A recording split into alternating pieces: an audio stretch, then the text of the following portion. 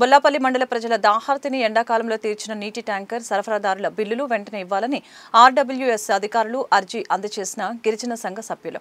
పల్నాడు జిల్లా గ్రామీణ నీటిపారుదల శాఖ అధికారులకు బొల్లాపల్లి మండల మంచినీళ్లు సప్లై చేసి ప్రజల దాహార్తి తీర్చిన వాళ్లు గిరిజన సంఘం రాష్ట్ర ఉపాధ్యక్షులు వి కోట నాయక్ ఆధ్వర్యంలో కలిసి మెమరాండం ఇవ్వడం జరిగింది.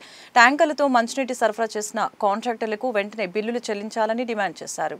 పల్నాడు జిల్లా ఆర్డబ్ల్యూఎస్ ఈ గారి ఆఫీస్కి మరి ఈరోజు బొల్లాపల్లి మండలంలో ఉన్నటువంటి 16 గ్రామాల నుంచి మరి ప్రజలు రావడం జరిగింది. ఆ విషయం ఏంటంటే మరి ప్రతి సంవత్సరం ఫిబ్రవరి దాటిన తర్వాత మరి ఆ మండలానికి మంచినీటి ఎద్దడి చాలా తీవ్రంగా ఉంటుంది.